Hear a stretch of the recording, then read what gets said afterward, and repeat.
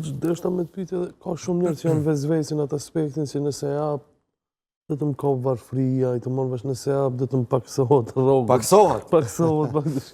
Po. Edhe kjo është me Paksohet. Paksohet me matematikën e dynjas. Paksohet me llogarinë e dynjas. Ne nuk kemi mënyrë, nuk ka as profesor të matematikës, as shkencëtar, as filozof, as dikush tjetër që mund t'ja shpjegon dikujt se kur hjek, kur minuson nga pasuria, ajo shtohet. Nuk ka, kësi lloj mënyre të shpjegimit nuk ka. Kjo ndodh ku? Vetëm në llogarinë e imanit. Kjo ndodh vetëm në llogarinë e ahiretit. Kjo ndodh vetëm në llogarinë e shpërblimit. Se ndryshe, nuk ka digitron. Nuk ka mënyrë, nuk ka llogari që e nxjerr shembull. Ti i ki 100, i e 50, me dal 200. Kjo nuk del, nas një matematik, nas një mënyrë, nuk ka detyrë që fundi i kësaj rezulton kështu. Unë i kam 100, i minusoj 50, sa mbeten? 50. Jo, në fenë Allah të Azza wa Jall, i ki 100, i minuson 50, mbeten 200, mbeten 300, mbeten edhe ma shumë.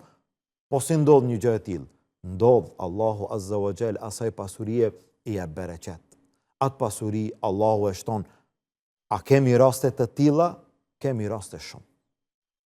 Kemi raste shumë që Allahu Azza wa Jall atyre që kanë dhënë, Allahu ju ka dhënë edhe më shumë. Mirë, po jo me synin e dynjas. Jo me llogarinë e dynjas, me llogarinë e ahiretit. Ai kush jep sot? Edhe kush ka dhënë çdo herë? Jep ai i cili ka zemër. Nuk jep ai i cili ka xhepin. Ai i cili e ka zemrën e gjerë, ai i cili e ka zemrën të pastër, ajo në gjendje me ndihmu. Në kohën e pejgamberit sallallahu alajhi wasallam ka ndodhur rasti atij i cili ka ndihmuar megjithse ka qenë i varfër. Llogarit, kur është shpërblimi më i madh i sadakas? Shpërblimi më i madh i sadakas është në dy raste. Kur e jep atë që e don shumë, ndodh ne në raste të saktuara japim veshje. Cilën veshje? A që e ke mbajt një kohë ma nuk e vesh, e jep sadaka. Nuk është kjo. Atë veshje që e pëlqen mas shumti, atë me dhën sadaka. Kjo e ka shpërblimin më të madh. Lan tanalul birra hatta tunfiqu mimma tuhibbun. Nuk e arrini mirësinë deri kur ta jepni atë që ju e doni. Atë që ju e pëlqeni, e ka mbajt 3-4 vite, është vjetru, po e jap sadaka. Edhe kjo vlen, ama nuk e ka atë shpërblimin në atë nivelin më të lartë të sadakas. Atë që e jep njeriu kur? Atë që e don mas shumti. 2. Atë që e jep njeriu në momentin që vet ka nevojë. Ti vet ki nevojë me ndihmu, ti ngritesh me dhon sadaka. Në llogarin apo në logjikën e njerëzve, po ku je ti për sadaka? Ti dush me pranu, ti dush me marr, jo me dhon. Ti nuk e ki gjendjen me dhon sadaka. Në këtë moment me dhon ti sadaka, shpërblimi është më i madh. Po si jep dikush i cili ka nevojë, po zemra jep. Zemra jep. Në kohën e pejgamberit sallallahu alaihi wasallam, dikush, një mysafir i cili ishte nevojtar, kishte nevojë. Mysafir te pejgamberi sallallahu alaihi wasallam. Pejgamberi sallallahu alaihi wasallam në shtëpinë e vet te bashkëshortja tha: "A kemi diçka sonte për darkë për këtë mysafirin?" Hinë dhe shikuan dhe thanë: "Ja Rasulallah, nuk ka asgjë përveç se ujë." Subhanallah. Kjo është gjendja, para mendoje. Vetëm ujë. Nuk ka asgjë në shtëpinë tonë përveç se ujë. Shikoj të shtëpia tjetër, të dhoma tjetër, të bashkëshortja tjetër. A ka ndonjë gjë sonte për këtë mysafirin? Ja Rasulallah, nuk ka asgjë, vetëm ujë. Pejgamberi sallallahu alaihi wasallam tha: "A ka dikush që e pranon sonte këtë mysafir në shtëpinë e tij?" Dikush tha: "Unë ja Rasulallah." Para mendoje, ky njeri e mori mysafirin e pejgamberit sallallahu alaihi wasallam e çoi në shtëpi. I thot bashortes: "Çka ka sonte? A ka diçka për darkë?" Thot: "Vetëm ushqimin që e kemi bë gati për fëmijët." Çka kërkon kjo? Kërkon zemër. Kjo kërkon iman. Kjo nuk është në atë mënyrën, në atë stilin që ne sot jetojmë për vete. Me rëndësi është për veten tënde, për fëmijët e tu, po ai tjetri atje, po ai le t'ja ban qarën për veten e vet. Për çka pse unë më i dhon dikujt? Po unë kam punu, kam fitu, po le të punon edhe ai. Ky haron që atë pasuri që e ka është sprov nga Allahu, dhe ai varfëri që nuk ka, edhe ai varfrin e ka sprov nga Allahu. Allahu na sprovon gjithve në mënyra të ndryshme. Ky njeri e pa që ushqimi vetëm në shtëpi është ushqimi i përgatitur për fëmijët. I tha bashortes, vëndoj fëmijët në gjumë. Le të flenë fëmijët. I mori gruaja fëmijët që të flenë të në fëmijët. Ushqimi që është pak, nuk del as për 3 vetë. Tha, kur do të vjen koha ushqimit, ndale lambën. Atë lambën e asaj kohe, si kur është hargjuar, ndale atë, vëndoj ushqimin. Kjo grua e ndali atë dritën, lambën, e vëndoj ushqimin, pjatën, dhe u ullën kinë se po hajnë gjithë zbashku. Kinë se edhe i zoti i shtëpisë është duke ngronë, mirë po aj vetëm e prek pjatën dhe nuk hanë fare. Bëhet kinë se është duke ngronë. Për çfarë arsye që të ushqehet mysafiri. Mysafiri hangër. Buri edhe gruaja jo, edhe fëmijët jo. Kaloj kjo natë ushqimi për mysafirin mjaftoi, por të tjerët mbetën të uritur. Ditën e nesërme pejgamberi sallallahu alaihi wasallam kur e pa këtë njeri buzëqeshi edhe tha, Allahu është habit me gjendjen e juaj në natën e mbrëmshme. Allahu është habit me ju, çka keni boju? Po nga erdhë kjo ide, nga ju erdhë kjo ide që ju të veproni në këtë mënyrë, a di nga vjen kjo ide? Kjo ide vjen nga zemra. Nga vjen kjo mënyrë vjen nga imani. Kur njerëz duan ta ndihmojnë njëri tjetrin, t'ia zgjatin dorën njëri tjetrit, ai i cili ka dhe ai i cili nuk ka. Dhe njeriu nëse jep, kjo frika e varfërisë, kush të frikson? Kush të ban që ti don me dhanë, ama do të paksohen, ama rrezikohet pasuria, ama ndodh që ti nesër nuk ki për fëmijët e tu, kush të frikson? Tha Allahu azza wa jall, ash-shaytanu ya'idukumul faqra wa ya'murukum bil fahsha. Shejtani të frikson. A don me dhanë po? Jep ti zekat, edhe zekatin që është farz, është obligim, jep ti zekatin, ama paksohen. Jep ti sadaka, ama në fund paksohen, ti çka ndodh me ty? Rrezikohesh. Çka do të më bë? Të rëngoje dorën. Dhe sheh që njerëz i shohin nevojtarët, i shohin të varfërit, i shohin njerëz që kanë nevojë për gjëra elementare, dhe ne kemi raste të tilla, dikush e ke pa, e ke vërejt kur dikush thot, po te ne nuk ka fukara në vendet tona, s'ka fukara në vendet tona. Në vendet tona ka fukara për gjëra luksoze, se për buk nuk vuan askush. A dikush thot kështu? Thot kështu ai i cili nuk është interesuar asnjëherë për gjendjen e nevojtarëve. Ai nuk është interesu, por atë ai nuk e di. Ai nuk e di sa jetën e ka në shtëpi, tavolinën plot, iftarin plot, syfyrin plot, fëmijët e tij nuk e din çka është uria, njerëz me të cilët ai ka raport edhe punë janë njerëz të cilët i kanë sofrat plot dhe xhepat ndoshta plot dhe shtëpiat me gjitha kushtet dhe ai thot në vendet tona nuk ka fukara. Ama ne e dim, direkt ne e dim raste të caktuara që i kemi pa, po edhe plot raste tjera që nuk i kemi pa, njerëz të cilët kanë nevojë edhe për bukë. Frigoriferat e zbrasta. Njerëz të cilët në syfyr nuk ka çka shtron. Dhe në iftar nuk ka çka shtron. Përveç kush i ndihmon nga pak, i zgjat dorën që ta kalon ditën edhe natën, apo mëngjesin edhe mbrëmjen me pak ushqim. Dhe ai i cili sot e shtrëngon dorën, ai në ditën e gjykimit do t'jep llogari për atë të varfërin. Pse ai varfëri ka qëndruar pa bukë? Pse fëmijët e tij nuk kanë pas veshmbathje?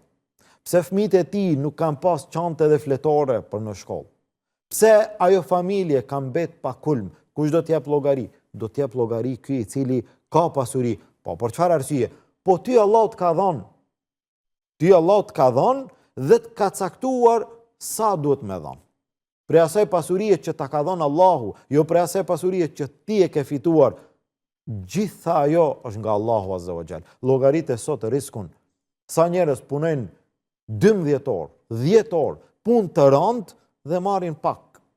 Dhe sa njerëz punojnë punë të lehtë edhe marrin shumë. Për çfarë arsye ndodh kjo? Kjo ndodh për arsye se risku vjen nga Allahu. Ti je vetëm një sebeb, ama Allahu të sprovon. E tash ai I cili jep, Allahu asaj pasurie I jep bereqet. Tha Allahu Azza wa Jall, yamhaqullahu riba wa yurbi sadaqat. Allahu e humb bereqetin prej kamatës. Dikush jep kamat që të fiton më shumë. S'ka bereqet aty. Nuk ja sheh hajrin. Wa yurbi sadaqat dhe I jep bereqet asaj pasurie që jep sadaka.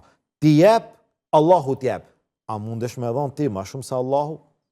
Allahu në hadith kutsi tha, anfik, unfik alejk. Jep ti, unë do t'jap ty. Para mendoje. Jep ti, unë do t'jap ty. Por sëri njeriu nuk jep. Por çfarë arsye? Mungesa e imanit. Jo mungesa e pasurisë. Mungesa e imanit, nga sa I ka frikë. Allahu thot, unë do t'jap, ti ki frikë me dhon. A I beson Allahut? A I beson se fjalë që unë do t'jap. Nëse I beson, njeriu jep pa pas frikë fare. Nëse ka dyshime në atë fjalë, a thua Allahu do të m'jep një mend, a thua Allahu do të m'jep sigurt, atëherë ka mundësi që të friksohet edhe mos jep. Jep ti, Allahu do t'jep. Dhe ai I cili jep, kur nuk është varfruar, nuk ka ndonjë njeri, qoftë më herët, qoftë sot, I cili ka dhënë jep dhe në fund ka mbeti I varfër. Nuk ka njeri të tillë, tha pejgamberi sallallahu alaihi wasallam në një hadith tjetër, nuk paksohet pasuria nga sadakaja. Nuk paksohet pasuria nga sadakaja. Dhe rastet e tilla janë shumë, janë raste që ndoshta nuk mund përmenden, nëse ka kohë do I kisha përmend një rast I cili më ka ndodhur mua personalisht, ka para shumë viteve, po s'paku që ndoshta dikush ka mundësi që të merr mësim. Ka ndodhur një rast që e kishim gjendje ndoshta më të vështirë, ndoshta jo si sot, gjendja ishte pak më e ngushtë dhe pasuria që e kisha unë me vete, jo me vete, po gjithë pasuria që e kam pas, ka qenë me tonën, me llogarinë e pasurisë këtyne monedhave tona, 100 denar.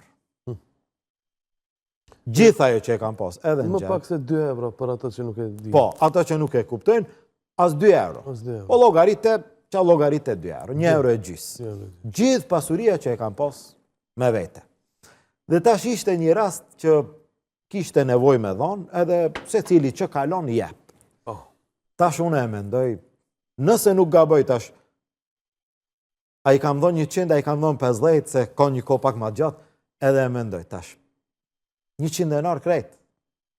A ti ki nevojë për atë. Ama për hir të Allahut Azza wa Jall, duhet me dhënë. Nuk kam kujtohet sakt, a I kam dhënë 100, a I kam dhënë 50, që mos të gaboj. Mirë po, jam mundu me dhënë. Kjo është rast që dikush le të merr mësim, mos u frikso që nëse jep do të paksohet. Sadakaja nuk e pakson pasurinë, këtë e ki me garancë nga Allahu. A I beson Allahut? Po. A I beson fjalës Allahut? Po. A I beson fjalës pejgamberit sallallahu alajhi wasallam? Po. Po për çka me pas frikë? Nga cytjet e shejtanit? Asnjëherë. Jam mundu me dhënë, me atë mundësinë që e kam pas, 50 apo 100. Që llogaritë I kam dhënë 1 euro e gjys. Kam pas 1 euro e gjys, I kam dhënë 1 euro e gjys. Jam kthy në shtëpi. Pas pa kohë, kam dash me dal, me familje, me fëmijë, dalim dikund. Ama nuk kam me vete. Kur gjo? Domethënë, nëse do edhe një ujë me ble dikund, nuk ka. Atë besohet ajo, duke dal te dera, ka dikush I ka ra derës. E hapi derën bujrëm, ama ne më vetë se ishim duke dal. Po gjo, nuk kam kohë, vetëm kam marrë 1 minutë te dera dhe jam duke ik. Urna vlla, e ki një selam prej filanit, tash ai I cili mi ka sjell te dera, nëse e dëgjon e di rastin. Dhe ai I cili I ka dërgu, tjetër kush, nëse e dëgjon e di rastin, vetëm një selam, ka dash dikush një dhurat, hoxhës. Nuk ka nevojë o vlla. A be dikush I ka dërgu, ka pas kef, I ka dërgu. Hajri, inshallah, Allah I shpërblet dhe ka shku. kur e kam hap, i kam pa me tonën Po. 9.000 denar. Për ato që nuk e din, 150 euro. Sa ke dhënë ti? 1 euro e gjys. Sa të ka dhënë Allahu? 150. Plus 20. A don ti me dhënë ma shumë se Allahu? Po ti s'mundesh me dhënë. Sa do ti që jep, Allahu ka me dhënë ma shumë. Vetëm çka kërkohet? Kërkohet prej neve zemër. Dhe atej, jo me e bo që dikush, jo me e bo për arsye tjera, me e bo vetëm për hir të Allahut Azza wa Jall. Nëse jep ti, Allahu do t'jep. Nëse jep ti, do t'a pastrosh zemrën tënde, xhelozin tënde, kooperacinë tënde, do t'afrohesh me njerëz, ndihma ndaj njëri tjetrit, njeriu t'i zgjeron zemrën. Është kënaqësi, ata të cilët ndihmojnë, elhamdulillah, Allah i shpërblet të gjithë, ata të cilët ndihmojnë, po ai ka kënaqësi të veçantë, atë kënaqësi nuk e di dikush tjetër. Ai gjumin e ban rahat, ai i cili sot i ka ndihmuar një nevojtarit, ai kur të bie të pushon, kur të bie të flen, ai e ban një gjumë ndryshe. Se, elhamdulillah. Po kjo është nga mirësia e Allahut që Allahu ta ka mundësu me dhon dhe ka vende, ka njerëz që kanë nevojë, janë gjendje me e pranu, llogarit nëse askush nuk e pranon. A don ti me dhon sadaka? Po. Në Shkup nuk ka kujt me i dhon. Çka ki me bo? Jo në Shkup, në krejt Maqedonin, ti don me dhon, unë e dua me dhon. Në Maqedoni nuk ka kush që e pranon sadakan. Çka ki me bo? Llogarit nëse nuk ka njerëz që e pranojnë sadakan, a ti do me marrë shpërblimin. Çka kemi me bo? Atëherë ndoshta do me shku në një shtet tjetër, në një qytet tjetër, në një fshat dikun të largët, a don me dhon sadaka, po do të më udhëtu 100 kilometra, e pastaj një 10 kilometra të nalt, atje dikun në majet Kodrës, atje është një varfër, një shtëpi, mundesh me i dhon sadaka. Mirë, po sot ka lecim, nuk ki nevojë atë shumë. Nevojtarin e ki te dera. Nevojtarët janë plot, a i cili don me dhon sadaka, mundësia shumë, elhamdulillah, me arrit shpërblimin e madh tek Allahu Azza wa Jall.